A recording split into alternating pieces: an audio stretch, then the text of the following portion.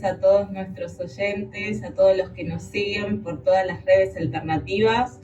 Y como lo prometido es deuda y el doctor Abascal es un hombre de palabra, entonces está nuevamente con nosotros para explicarnos un tema muy, muy interesante, que son las herramientas que podemos llegar a tener para luchar contra el crimen organizado y la corrupción en todas sus formas.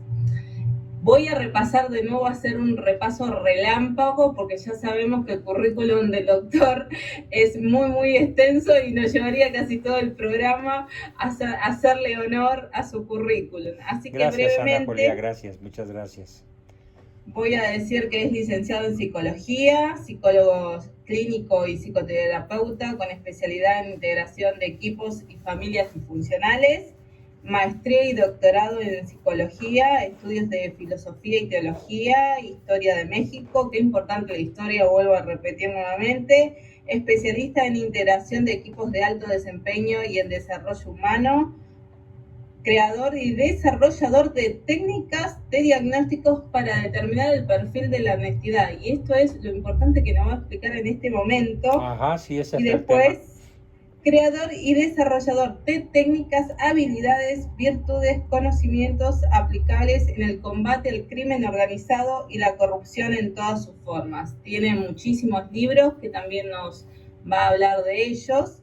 Y también es creador de la corriente psicológica realista en México. Así que nuevamente tenemos el placer, doctora Abascal, bienvenido. Muchísimas gracias, es un honor, un placer. Bueno, pues ¿por dónde quieres que comencemos? Y la ¿Por verdad la es que me explicación de las dejó, sí, herramientas? me dejó con mucha inquietud esto del perfil de la honestidad y después las herramientas, cómo podríamos ayudarnos y también los libros para que nos recomiende, para que nos formemos en estos temas. Sí, claro. Bueno, pues mira, lo primero y más importante de todo para eh, el inicio del combate a la corrupción es tener conocimiento del verdadero perfil de personalidad de del sujeto, de la persona que está haciendo una solicitud para entrar a cualquier puesto del servicio público, sea como civil, o sea como militar, o como policía, o cualquier otra actividad que pueda tener nexos abiertos u ocultos con el mundo de la corrupción. Lo primero que hay que hacer es entonces lo que yo llamo, y lo he desarrollado muchísimo, evaluación integral de la personalidad. Uh-huh. Si me permites, voy a poner en la pantalla un, un, este, una, un archivo para no dejarlo todo a la memoria e irte platicando con precisión de qué se trata. ¿Sí? Sí, ahí se le escuchó entrecortado, doctor, como un poco de interrupciones se ve que de internet. Sí, Puede volver a repetir y en todo caso me pasa por el chat y yo lo comparto su presentación. sí, pero ¿qué fue lo que no escuchaste? La parte del perfil, o sea, qué se iba a hacer, qué estaba desarrollando usted en función a este perfil de la honestidad. Sí, bueno, pues te voy a presentar un, perdón, a partir de un archivo que yo tengo aquí, te voy a explicar cómo se hace el diagnóstico integral de personalidad, ¿sí? Es un diagnóstico que yo he diseñado a lo largo de 6 décadas. Prácticamente yo empiezo a trabajar en esto a los 18 años, un 8 de diciembre de hace 60 años ya. Estamos hablando entonces de 1961 y este 8 de diciembre pues cumpliré 60 años en esta actividad. ¿Por qué surgió en mi cabeza la posibilidad de construir esta herramienta? Bueno, pues porque lo primero que le piden a un psicólogo estudiante o recién egresado es que digamos con certidumbre si una persona es o no confiable. Y en aquella época, hace 60 años, pues se utilizaban herramientas muy, ¿qué te dijera? Pues muy superficiales, muy pobres para hacer algo tan importante como lo que te voy a presentar, ¿no? Entonces, un diagnóstico integral de personalidad consiste en analizar sin que el sujeto sepa. Y doctor, se le volvió a cortar A de ver, nuevo. déjame hacer una mejoría en mi internet. Permíteme un momento. Sí,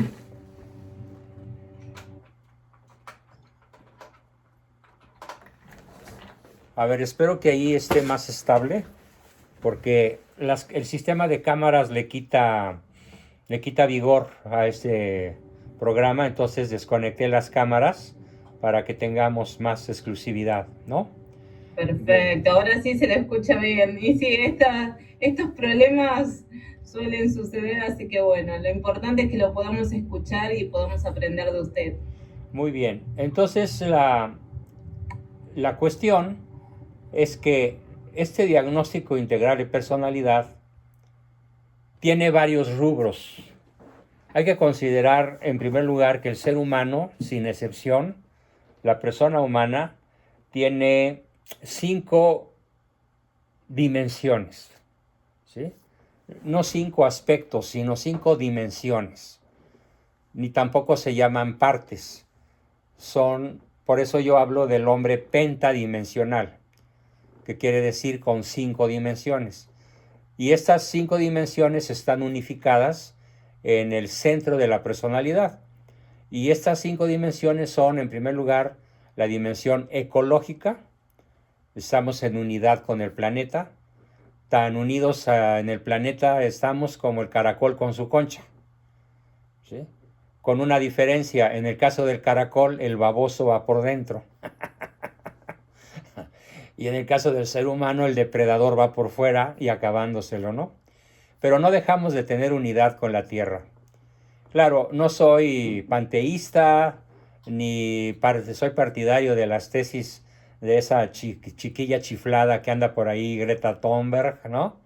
Ni siquiera soy simpatizante, y lo digo con todo respeto a su investidura, de la encíclica de Francisco de Laudate Si, referente a que casi hace de la Tierra una especie de ídolo. No, sin esas exageraciones, creo que la Tierra es nuestra casa común y pues tenemos que cuidarla. Pero yo no le llamo la madre Tierra, simplemente le llamo la Tierra, el planeta Tierra, que es nuestra concha, aunque estemos por encima de ella. El segundo aspecto de la personalidad, bueno, entonces en ese primer aspecto, hay que evaluar lo que se llama inteligencia ecológica. Acá, por ejemplo, en México, el mexicano común tiene la tremenda costumbre, el terrible mal hábito de tirar basura donde quiera que pueda.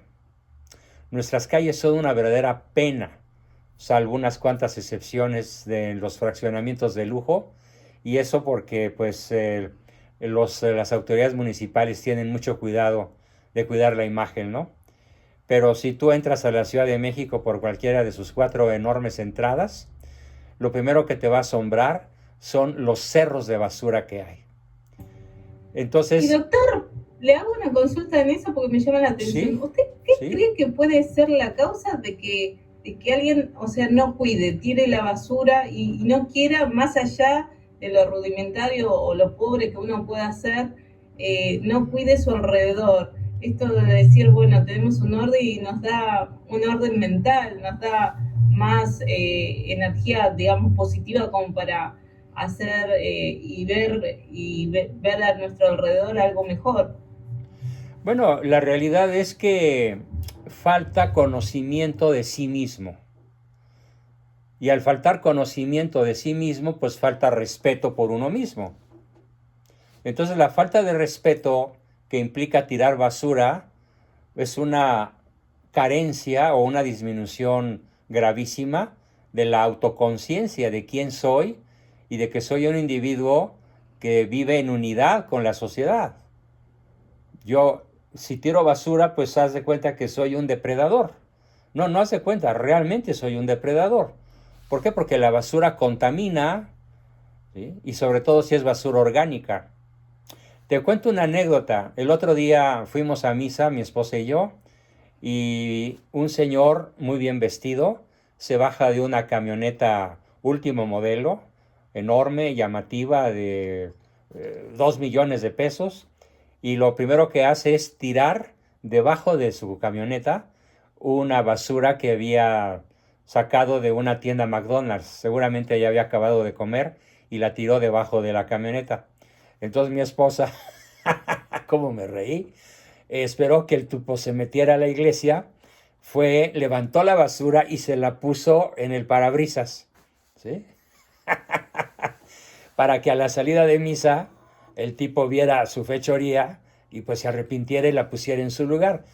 El basurero estaba a 10 metros del auto. Bueno, salió el tipo de la iglesia, estábamos vigilándolo, y volvió a tirar la basura debajo de la camioneta. Así. Y ya cuando se iba, mi esposa le alcanzó a decir, eres un cerdo, eres un inconsciente, eres un puerco, eres un cochino, ¿eh? Y nada más ve la camioneta que traes, el traje que portas, cómo te atreves a lastimar a la gente de esta manera, ¿no? Ese es México. No sé cómo sea Buenos Aires. Yo estuve un par de veces en Buenos Aires, pero hace como 20 o 30 años. Y la verdad es que no me acuerdo si era una ciudad limpia o si ya dejó de Y serlo. pasado, eso es pasado, Pasado. Era pasado, una ciudad limpia. cada vez estamos peor. Lamentablemente eso se ve más en Gran Buenos Aires, cómo nos vamos deteriorando como seres humanos, cómo se va deteriorando la cortesía, Ujú. la gentileza, el saludo, el simple saludo de ir a algún lugar y decir buenos días y decirlo con una sonrisa, el decir el por favor, el discúlpeme, que a cualquiera puede pasar, ¿no? Todos nos podemos equivocar, pero ese arrepentimiento, es decir, realmente nos estamos degradando, lamentablemente. Bueno, entonces lo primero que nosotros medimos en una persona para poder evaluarla es lo que yo llamo el grado o nivel de inteligencia y cuidado ecológicos. Si califica, pasa a la siguiente ronda, ¿sí? Si no califica en la primera, ya no evalúo las otras 4. No tiene caso. Es como aquel chiste español de que por qué no repicaron las campanas cuando llegó el señor obispo al pueblo. Costumbre muy española de que cuando un obispo llega a un pueblito las campanas repican. Y entonces el señor obispo, muy enojado, le preguntó al campanero, ¿y por qué no repicó usted las campanas, coño? Y el campanero le dice, por 99 razones, señor obispo. Decidme una sola, porque no tenemos campanas. Entonces, si una persona no tiene inteligencia ecológica, pues ¿para qué evaluamos las demás? Ahí queda reprobado y desechado. De cada 1000 personas pueden pasar cuando mucho 300 la prueba ecológica. No la voy a explicar ahorita porque es compleja, es larga, es difícil. Nada más estoy platicando los rubros en donde analizamos a la persona. El segundo rubro es lo que yo llamo inteligencia para la vida o inteligencia biológica. Porque somos seres biológicos, igual que los animales, pues somos engendrados, nacemos, crecemos, nos multiplicamos o reproducimos y nos morimos. Es el son politicón, el hombre, ¿no? El ser humano. Entonces la inteligencia biológica consiste, obviamente, por ejemplo, en no tener sobrepeso mórbido. Digo, no vamos a rechazar a un gordito, pero sí a una persona que tenga sobrepeso mórbido, porque eso implica, generalmente, salvo que sean problemas de orden endocrino, implica un absoluto descuido por sí mismo. Entonces, si se trata de una persona que va a tener a su cargo recursos financieros, la salud de otros, la seguridad de otros, pues no podemos contratar a una persona que no sabe cuidar de sí misma. Entonces es la segunda ronda de evaluación, que la persona tenga inteligencia de salud para la vida, inteligencia biológica. No somos demasiado estrictos ni obsesivos, pero sí las generalidades que evaluamos son sumamente importantes, ¿no? Como que la persona no consuma de manera habitual comida chatarra, que la persona no tenga sobrepeso mórbido, que haga ejercicio, cuando menos unas 2 o 3 veces por semana, que Y camine con al respecto menos. Uh-huh. Y con respecto a las drogas Por y lo que sería supuesto, acá, sí. también estaría eso, es como Absoluto decir, rechazo a cualquier droga que sea alcohol, cigarro, marihuana, cocaína, metanfetaminas y cualquier otro derivado. Acá en México, desgraciadamente, sucedió ya una tragedia nacional. Tenemos a un expresidente, del cual yo siempre me burlé por inepto, por tonto y por corrupto, que fue Vicente Fox. Y ahora el señor se dedica, siendo expresidente de la República, a vender marihuana y a comercializarla por todo el país. Convirtió su rancho, San Cristóbal, en un centro de siembra, producción y exportación de marihuana para uso recreativo. Imagínate nada más, para uso recreativo. Y ya está legalizado acá. Entonces, si tú traes 5 gramos de marihuana al día, pues no te van a meter a la cárcel, porque puedes alegar que la estás consumiendo para uso recreativo. Claro, los senadores y diputados que están en el ajo del business, pues quieren elevar la cantidad no penal a 20 gramos. Entonces, si la persona tiene el vicio del alcohol, no califica. El vicio del cigarro no califica. El vicio de la marihuana no califica. Los adictos no califican. Imagínate tú, una persona con adicciones, ¿cómo vamos a confiar en él si no cuida de sí mismo y no cuida de su familia? Además necesitamos gente sana, gente saludable, gente fuerte, tal vez no atlética, pero sí con amor a la salud y cuidado por la salud. En términos generales es el segundo módulo de la evaluación. El tercer módulo es el módulo psicológico. En el módulo psicológico ya hay medidas más estrictas. Por ejemplo, te voy a platicar, déjame ver aquí, ¿qué mientras, evaluamos en el mientras aspecto? tanto, pero aprovecho para hacerle una consultita porque me quedé A ver, pensando sí, cómo no. en el tema de la salud, ¿no? Y eso no tiene que ver también con que uno espiritualmente no está bien. Espérate, ese es el quinto aspecto. Ah, bueno, Y no comas entonces, ansias. Espérate tantito, ¿sí? Entonces, el asunto es que en el aspecto psicológico vamos a calificar a la persona en uno de 4 niveles, en uno de 4 niveles. El primer nivel es el que se conoce con el nombre de persona normal. ¿Qué cosa es una persona normal?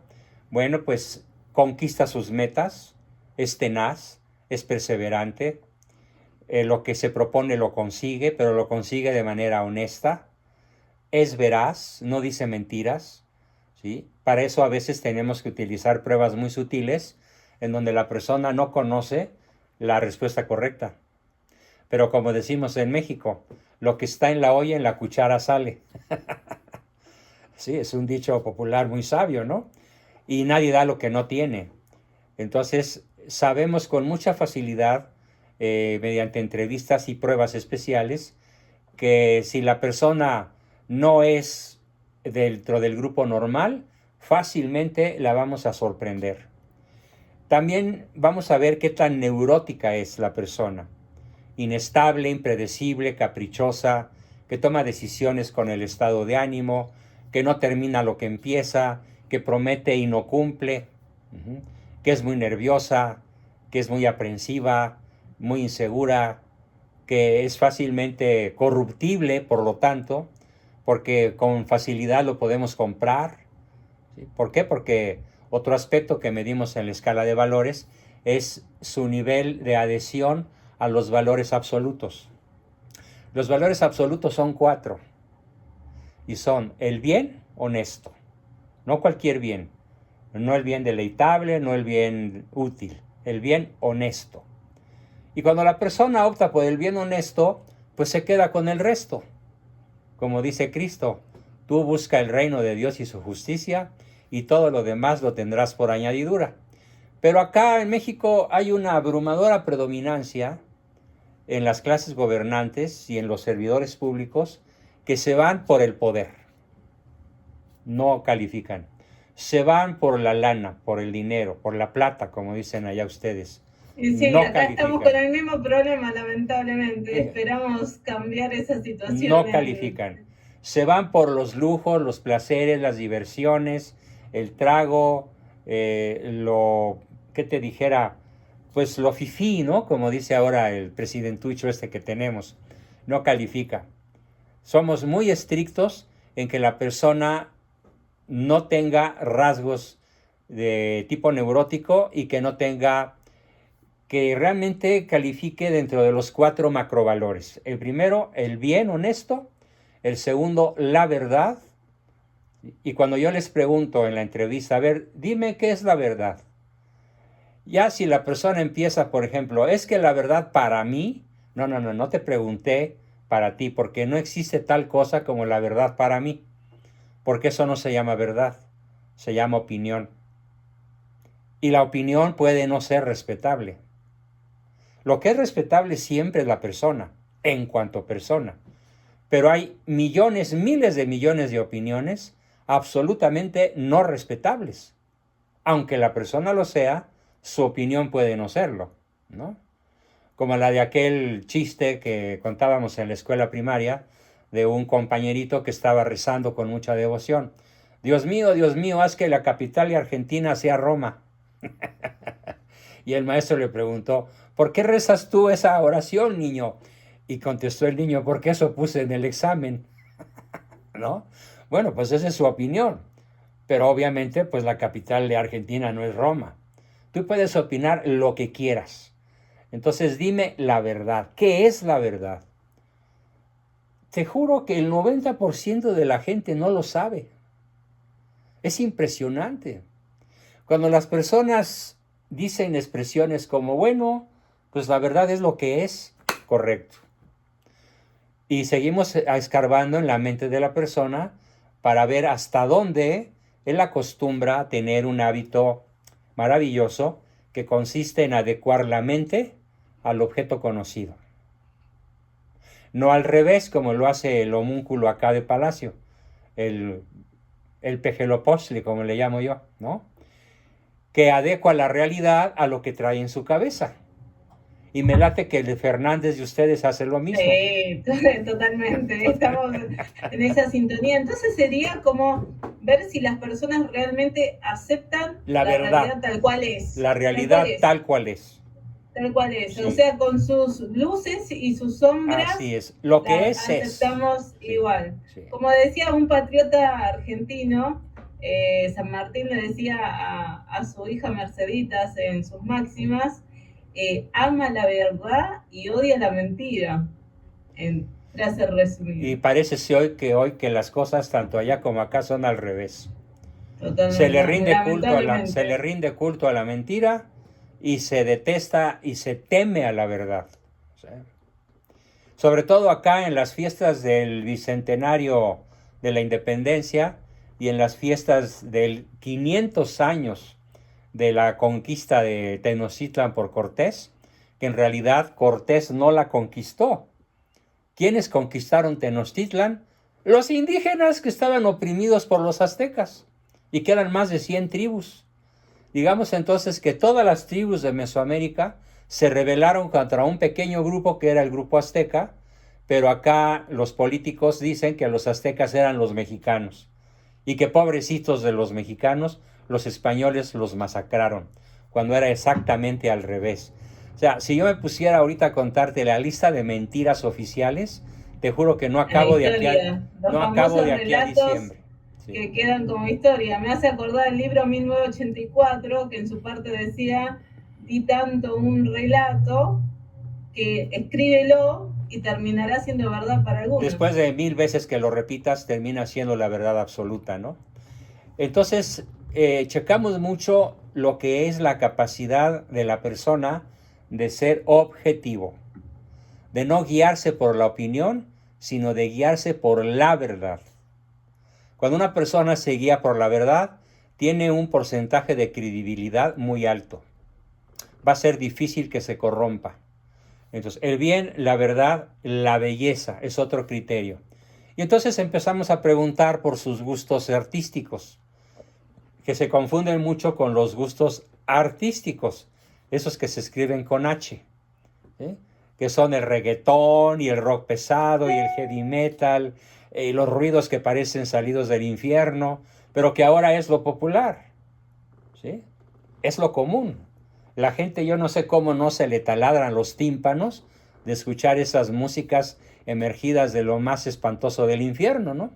Cuando la persona, por el contrario, tiene sentido estético, es increíble cómo el sentido de la estética va muy unido al amor por la verdad y por el bien. ¿Por qué? Porque la belleza es el esplendor de lo verdadero, según nos enseña Aristóteles desde hace 2350 años. Entonces, cuando la persona tiene verdadera sensibilidad estética, es muy probable que también tenga sensibilidad ética y que tenga pasión por la verdad. Ahora, doctor, sensibilidad estética, ¿cómo lo podría definir para nuestra audiencia? Es la capacidad del goce sensorial, visual, auditivo, táctil, olfativo, pero sobre todo visual y auditivo, de la armonía, del equilibrio entre la forma y el fondo, ¿sí? Si tú ves, por ejemplo, esas espantosas esculturas de un tal Botero colombiano, que son unas mujeres gordas como de 1 tonelada, ¿sí? Y que se consideran arte, es una enorme bola de metal con una cabecita pequeña, también redonda, y unas manitas y unas patitas, y eso se supone que es arte. Bueno, pues sí es arte, pero con H, ¿no? ¿Sí? Entonces, el verdadero arte es clásico, el verdadero arte es eterno, el verdadero arte no pasa de moda. Entonces, si estamos hablando de música, pues estoy hablando de Mozart, Vivaldi, Beethoven, Brahms, ¿no? Y si estamos hablando de escultura, pues de Miguel Ángel, de Leonardo da Vinci. Si estamos hablando de pintura, igualmente. Es decir, cuando la persona tiene sensibilidad estética, tiene un grado de madurez emocional muy superior al que no la tiene. Comprobado, hemos hecho pruebas y contrapruebas cruzadas y vemos que hay una enorme correlación estadística de altísimo nivel, más del 90%, entre el gusto estético y el amor por la verdad y el bien. Y cuando la persona no tiene esa sensibilidad estética, pues a cualquier caca se le hinca, como decimos por acá, ¿no? ¿Sí? El que no conoce a Dios, a cualquier palo se le hinca. Entonces, en el aspecto psicológico, hay un aspecto todavía más profundo, que es el que consiste en evaluar su psicopatología. Partiendo de la base que dice que de músico, poeta y loco, todos tenemos un poco. Bien, entonces, ¿qué evaluamos? Aparte de su nivel de estética, amor por el bien, por la verdad, por la belleza y su amor por la unidad, porque esos son los 4 macrovalores propios de la persona adulta, de la persona normal, de la persona saludable. Pero cuando tenemos dudas de qué tan equilibrada es la persona, entra a la fase de evaluación de psicopatología. Y en el área de la psicopatología evaluamos si tiene, por ejemplo, la depresión del milenio, la enfermedad del milenio, que es la depresión ligera, depresión mayor o depresión endógena aguda, porque obviamente mientras más depresiva sea la persona, es menos confiable, en todos sentidos. Es decir, un policía o un jefe de seguridad con rasgos depresivos, pues es un individuo intrínsecamente inseguro e intrínsecamente corruptible. Por el otro lado, pero hay una cosa bien importante. Cuando una persona es corruptible, y este es el tema central de tu pregunta, lo que es el bien, la verdad, la belleza y la unidad, las va a descalificar o ni siquiera las va a considerar en su vida. pero sí va a considerar como importantísimos para él 5 contravalores. ¿Cuáles son esos 5 contravalores? En primer lugar, el poder. Un corrupto potencial es buscador del poder. Es como cuando fui asesor de la Policía General de la República, Procuraduría General de la República, que era la policía de élite que persigue delitos de alto impacto, como drogas, narcotráfico, etc. Bueno, pues después de que hice la evaluación de 5,000 policías, descubrimos que el 85% de ellos eran psicópatas. Psicópatas. ¿Qué cosa es un psicópata? Pues es, así en resumen, una persona que le encanta ver sufrir a los demás, que le encanta hacer el mal, que aparenta ser bueno, que es mentiroso y manipulador, que es un delincuente de cuello blanco. Aplica lo que dice una zarzuela española muy famosa, que se llama Marina: el que mejor parece es porque finge más. Y sobre todo convierte su conciencia de juez en legislador. Quiere decir esto, que él hace sus leyes. Cuando una persona tiene rasgos psicopáticos, es un corrupto en 2 pies. Es una persona profundamente vulnerable a cualquier acto de corrupción. En Estados Unidos, para que tengas una idea, el 20% de la población son psicópatas. Y en México igual, o más, sobre todo entre los servidores públicos. En México, un servidor público que no es psicópata es una especie en extinción. Mentiroso, manipulador, parece decente, pero es un ratero, es un ladrón. Si tú ves las fotografías de los presidenciables, elegantes, bien vestidos, bien rasuraditos, bien peinados, con sus autos de lujo, con sus mansiones en las colonias de más alta plusvalía de bienes raíces, pues cualquiera pensaría que es una persona de bien, pero no. El 99% de ellos son psicópatas corruptos. Y mienten y roban y engatusan y prometen y no cumplen. Y el pueblo... Entonces ellos serían como los más peligrosos. Son los más peligrosos. Lo más difícil de detectar. Exacto. Y ver realmente... Bueno, son tan difíciles de detectar que hoy el psicópata número 1 de este país, pues es el presidente. Y el 57% de la población todavía no se da cuenta. ¿Por qué? Por su habilidad para mentir, por su habilidad para engatusar, por su habilidad para manipular. Con las mañaneras, no sé si hayas oído hablar de ese terrible fenómeno que padecemos los mexicanos. Todos los días, desde las 7 de la mañana hasta las 9 o 10, durante 2 horas y media o 3, este homúnculo perverso que es el presidente se dedica a contarnos cuentos. Se dedica... Sí. ¿Usted sabe que la presidenta de Cristina Fernández, que fue antes, hacía lo mismo? Largas cadenas de mentiras, de historias. Sí, largas cadenas televisivas siempre era, y los veías todos los días y todos los días y todos los días. Qué increíble. Bueno, ¿no? Pues haz de cuenta que Manuel Andrés López Obrador es esa señora que ustedes padecieron, pero acá multiplicada por 100. O sea, es un cuentacuentos, es un mentiroso y se dedica a criticar a sus adversarios con insultos y se dedica a dividir México y se dedica a engañar a los analfabestias, como les llamo yo, ¿sí? No solamente analfabetas. La mayor parte de la población mexicana que votó por este hombre no sabe que no sabe.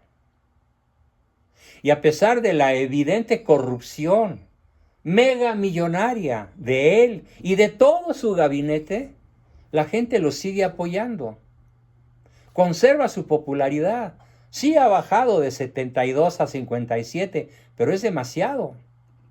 Que siga siendo popular un psicópata, el psicópata número 1 del planeta, diría yo. Bueno, ¿y esto por qué sucede? Porque la gente desconoce estos parámetros. La gente no sabe que no sabe. Entonces eso se llama ignorancia invencible. Y cuando la gente tiene ignorancia invencible y culpable, además, porque no hace nada por buscar la verdad, bueno, pues hay un dicho que dice que el que por su gusto es buey, hasta la coyunda lame, ¿no? Uh-huh. Por eso es tan importante que en el servidor público podamos evaluar el nivel no solo de neurosis, que ya te lo expliqué, sino sobre todo el nivel de perfil psicopático, dentro del rubro de evaluación de las psicopatologías. Pero además hay otras patologías, como ya te dije, la depresión, la bipolaridad. Evaluamos si el sujeto es un sujeto oscilatorio, que en la mañana está contento, al ratito está furioso, al mediodía está triste, en la tarde está otra vez contento, y en la noche se duerme deprimido y al día siguiente se levanta cantando. Es una persona bipolar, ¿sí? Que pasa de la agonía al éxtasis. Y es una enfermedad mental muy extendida en todo el mundo. Obviamente no es confiable, para nada es confiable, porque tanto si está en la fase maníaca como si está en la fase depresiva, es fácilmente corruptible. Cualquiera con un poco de dinero en la mano le puede pedir un favor y se lo da, ya sea porque esté triste y el dinero lo consuela, o porque está maníaco y el dinero lo alegra, ¿sí? También evaluamos rasgos de tipo histérico, personas que se enferman corporalmente por problemas emocionales, ¿sí? Desde luego evaluamos algo que va a disgustar mucho a muchos de nuestros oyentes, pero lo siento. ¿Cuáles son las personas más inconfiables del planeta despuesito de los psicópatas? ¿Qué grupo de personas no tienen palabra de honor? Cambian de pareja como yo cambio de camisa, cambian de parecer constantemente, son infieles, son sujetos de alto grado de riesgo para contraer y transmitir enfermedades de transmisión sexual. ¿Qué es ese grupo? ¿Cómo se llama ese grupo? ¿LGTB? LGTB. Exactamente. Entonces, tú quieres una persona altamente confiable en términos de honestidad, nunca contrates a un gay. Jamás. Por decente, religioso, amoroso que parezca, no le creas ni los buenos días. Tengo una experiencia evaluándolos de 60 años y todavía no conozco a una persona gay, hombre o mujer, porque además, pues ya sabemos, ¿no? Desde el punto de vista cromosomático, no hay 3 sexos, hay 2 y se acabó. Bueno, pues si él tiene afición, inclinación, comportamientos de carácter lésbico, de carácter homosexual, no es confiable éticamente. Porque además, según la Organización Mundial de la Salud, ¿sabes cuántos encuentros sexuales fugaces tiene un gay al año? No, 52. O sea, 1 por semana. Y se ha sabido a lo largo de la historia que el lugar más propicio para revelar secretos y para corromper personas, pues es la cama. Si tú lees la historia de los reyes de Francia, la historia de los reyes de España, de Inglaterra, de los zares de Rusia, de los presidentes gringos como Clinton y la Lewinsky, etc., ¿dónde se corrompe más una persona con poder? En la cama. Y si la cama no es la misma durante todo el resto del año, cuando menos, sino que va a estar cambiando de cama, pues es más corruptible. Los secretos, las confidencias, las medidas de seguridad corren un terrible peligro porque estas personas no miden su lengua. Con tal de conquistar, con tal de seducir, con tal de obtener compañía, son capaces de vender a su mamá si tuvieran manera de hacerlo. Entonces, el grupo que ocupa el subcampeonato de inseguridad en el planeta Tierra es el grupo partidario, intelectual o emocionalmente, o practicante de la subcultura o tiranía de género, de la ideología de género, como yo la llamo, que es el grupo LGTBI, más letras que se acumulen de aquí a diciembre, ¿no? No entran, no califican. Y claro, se ponen furiosos, se sienten que estamos cometiendo un crimen de odio con ellos, pero le digo, a ver, ¿cuánto hace que prometiste bajo juramento ser fiel a tu última pareja? Yo tengo datos, porque ya te investigué, porque por otro lado se investiga el historial del sujeto. Se investigan sus cuentas bancarias, se investiga una visita domiciliaria, se investiga su pareja, si es que la tiene, aunque sea transitoria, su familia, si es que la tiene, hermanos, papás, es lo que se llama investigación socioeconómica, para conocer al sujeto en el cuarto aspecto, que es el aspecto social. Antes de entrar a la evaluación del quinto aspecto, que es el aspecto espiritual. ¿Sí? Pero regresando al aspecto psicológico en el que estábamos, psicopatología, entonces el sujeto puede ser rechazado por depresión, por psicopatía, por homosexualidad, ya sea práctica o por simpatizar con estos grupos. Puede ser rechazado por inestabilidad emocional, por histeria, por personalidad maníaco-depresiva o bipolar, y por todo lo que está en el manual de psicopatología, ese manual que se llama DSM-4, que es como el Vademecum, como el libro de consulta del mundo de la psiquiatría, y que es un mamotreto así como de 1000 hojas, ¿no? Entonces, todo lo que está ahí es desechable. ¿Quieres una persona capaz de combatir la corrupción, hasta con riesgo de su propia vida?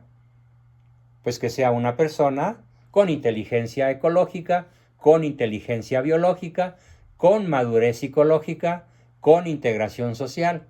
Este es uno de los aspectos más difíciles, que la persona tenga una familia estable.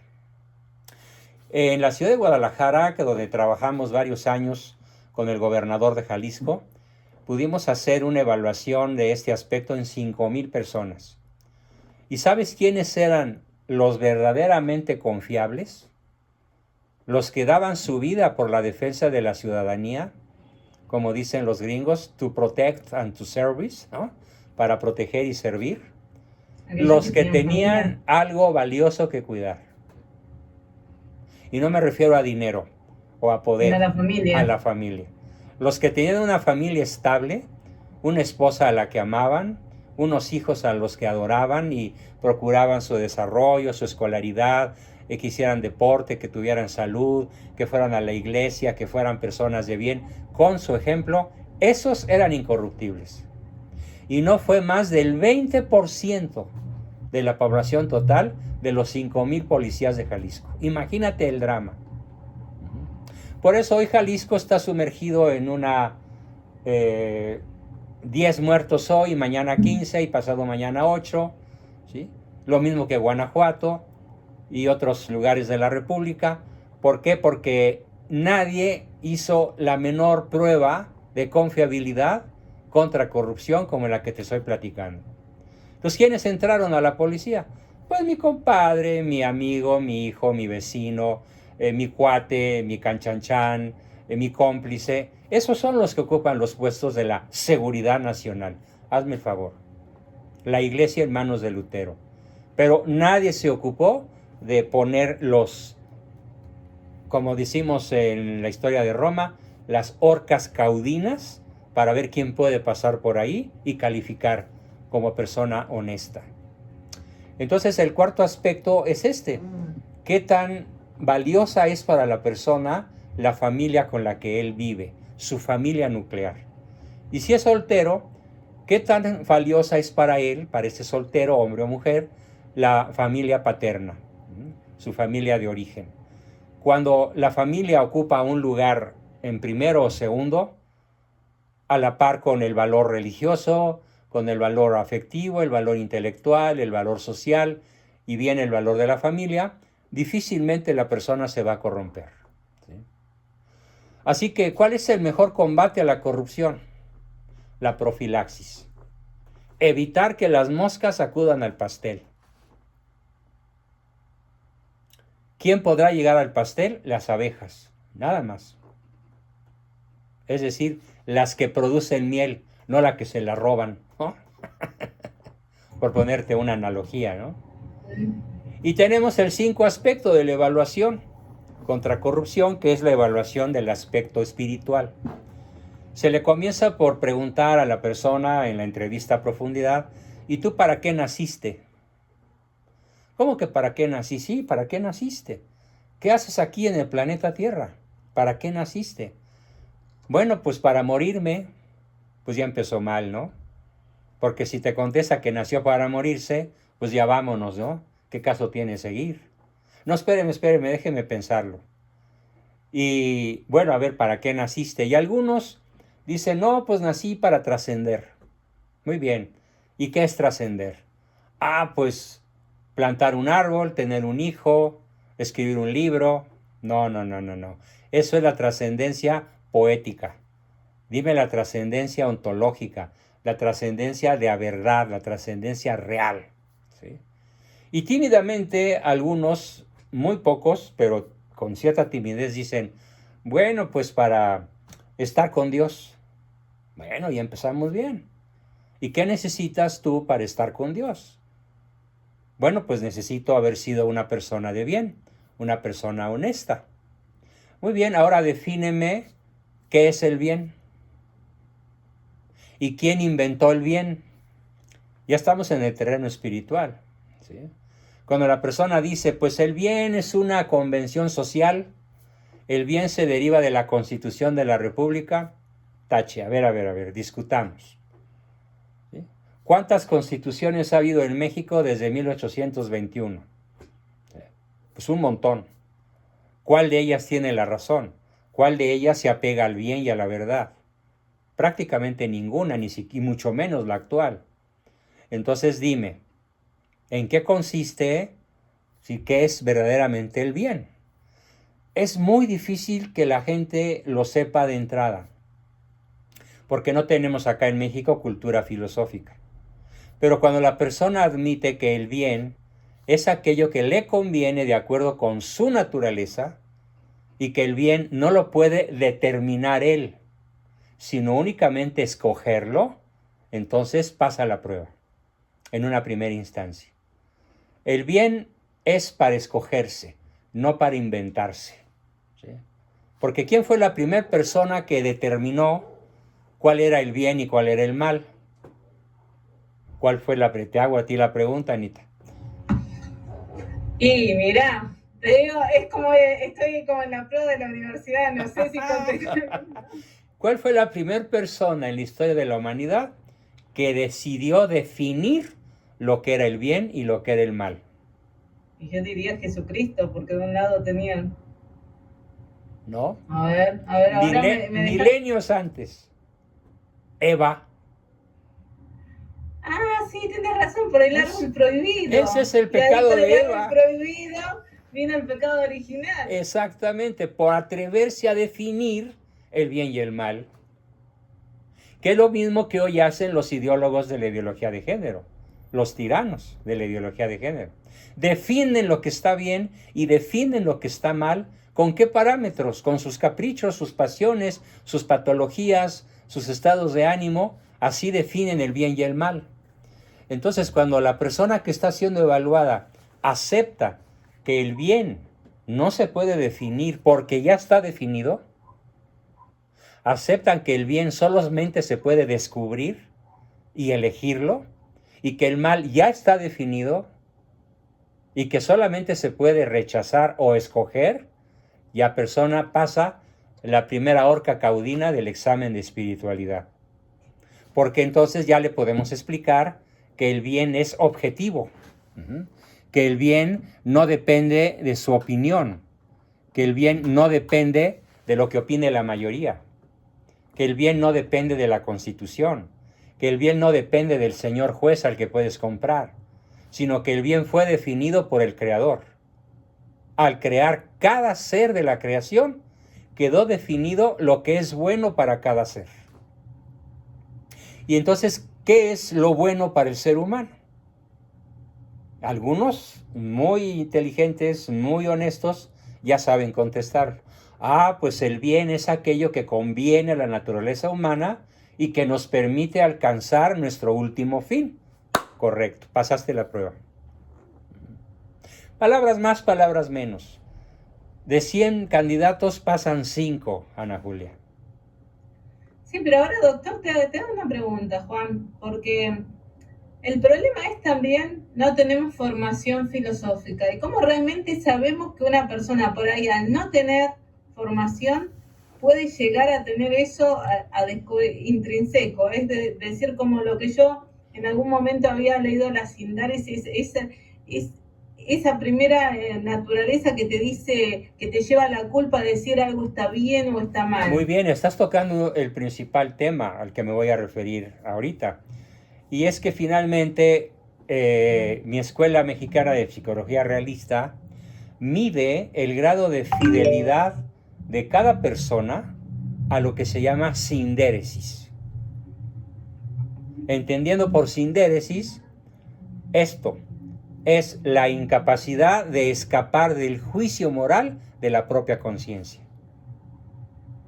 Entonces, las personas buenas, las personas incorruptibles, las personas honestas, escuchan la voz de la sindéresis y la ponen en práctica.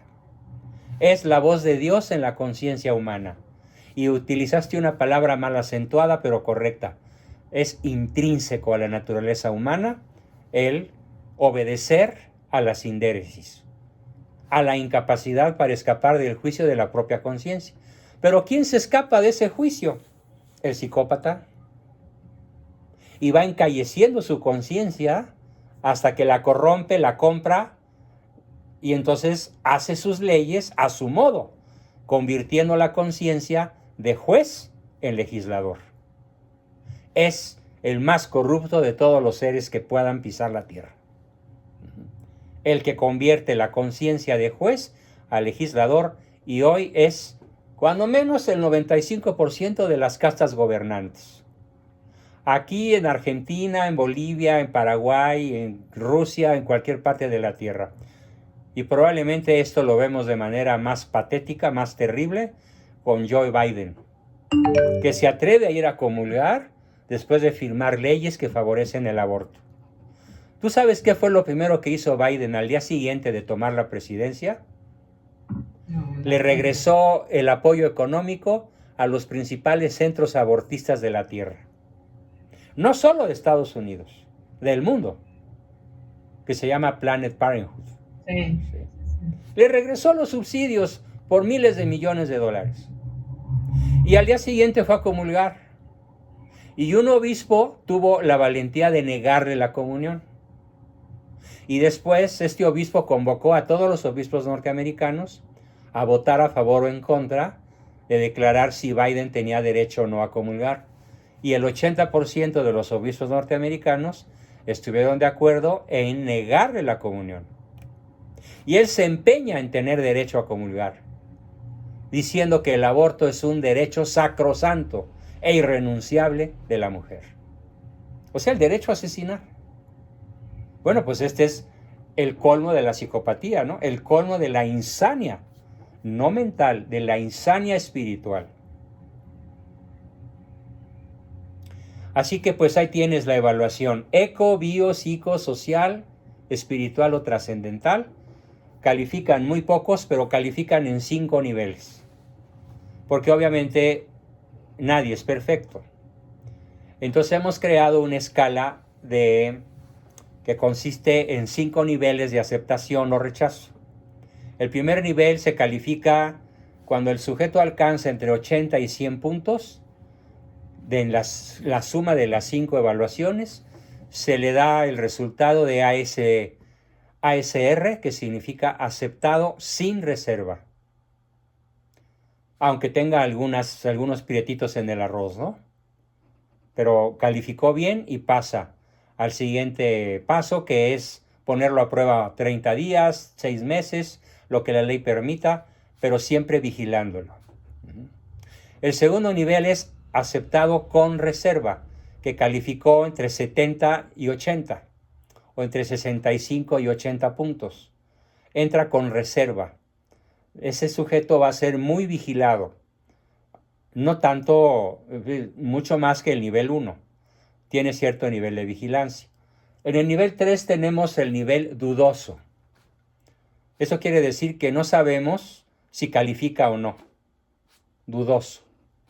Le concedemos el beneficio de la duda, pero tiene una vigilancia muy estrecha. ¿Sí? Por ejemplo, no se le permite manejar efectivo. Si maneja cuentas bancarias, tiene que ser cuando menos con otras 2 firmas. No tiene acceso a los códigos de la compañía. ¿Por qué? Porque es un sujeto dudoso. Y si quiere pasar al nivel 2 o al nivel 1, se lo tiene que ganar con su evaluación cada 6 meses. Porque la evaluación no se ve y se archiva. La evaluación es un documento vivo al cual hay que darle seguimiento administrativo constante, disciplinado, por parte de las áreas de recursos humanos. ¿Sí? Y tenemos el nivel 4. El nivel 4 es declinado con reserva. Es la persona que calificó con menos de 50 y más de 30 puntos de 100. Difícilmente se le puede dar una oportunidad a un declinado con reserva. Pero hay veces que como no hay sujetos disponibles para un X puesto, pues se le da la oportunidad, pero se le advierte que es sospechoso y que va a estar vigilado, va a tener cámaras de videograbadas de su conducta desde que llega a la empresa hasta que se va.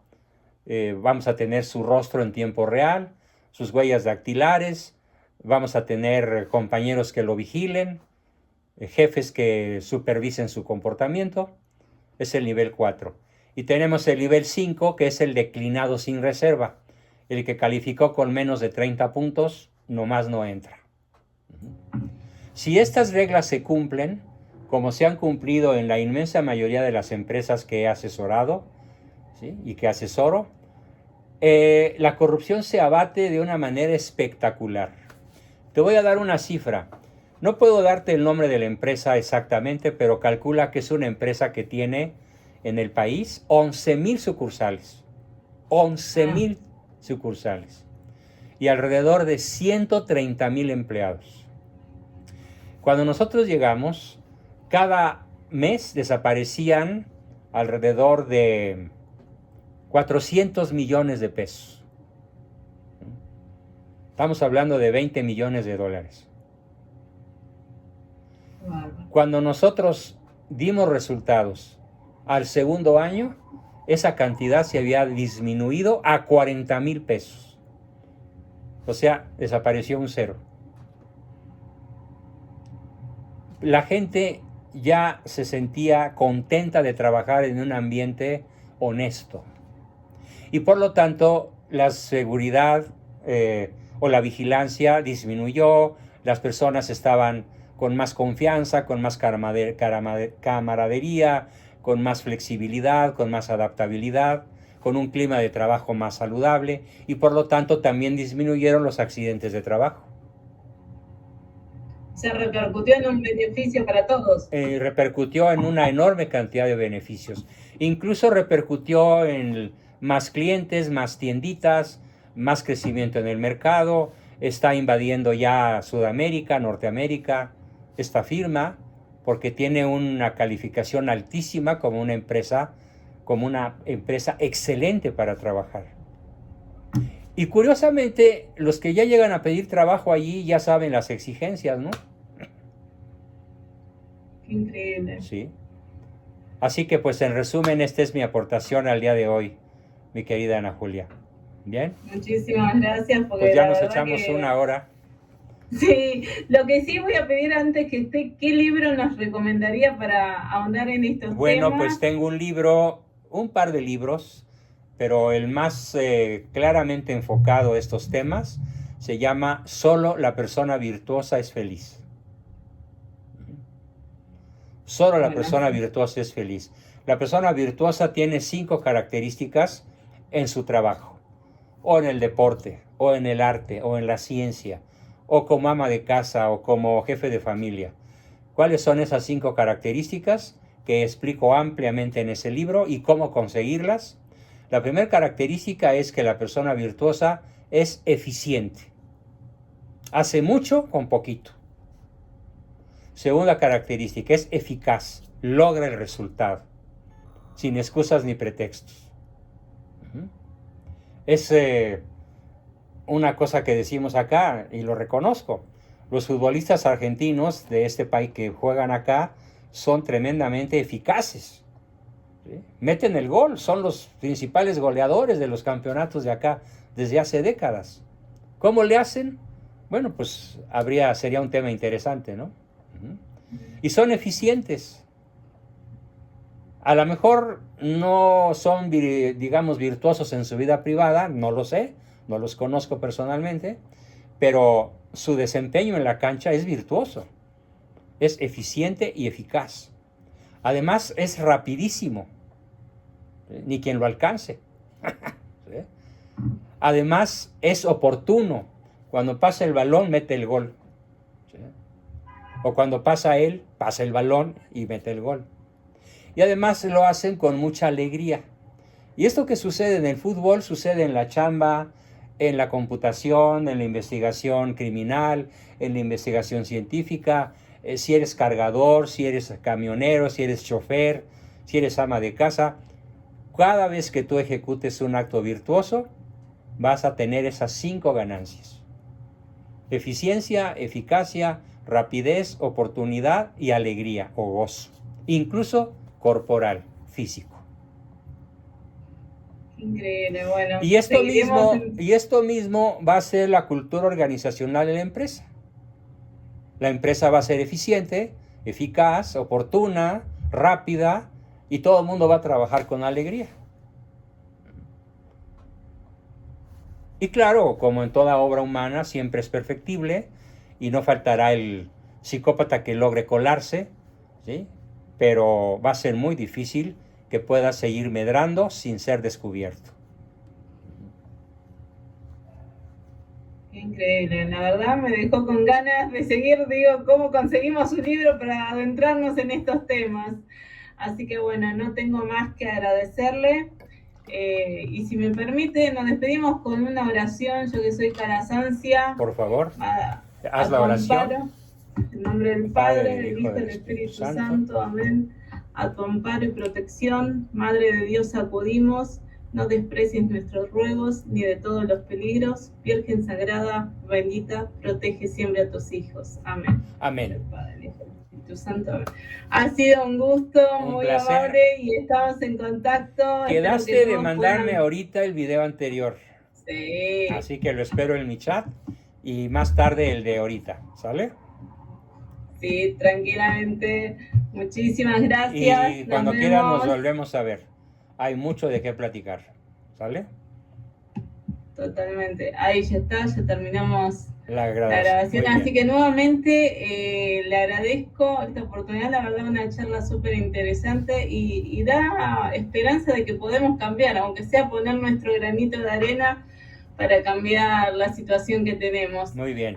Así que voy a tratar de ver a ver si podemos ver, de hablar con unas editoriales, a ver cómo podemos acá, porque es imposible girar dólares para nosotros. Tenemos realmente talibanes. Sí, talibanes en el gobierno. O sea, terrible. Y además, cuando usted escribía, a mí se me venía a la mente Cristina Fernández con sus largas cadenas. Y se me venía a la mente como decir. Es increíble. Es el cuento de nunca acabar. Puro cuento. Así que bueno, muchísimas gracias y estamos en contacto. Estamos en contacto. Gracias, hasta luego. Un abrazo y un beso. Bye, Anita, chao.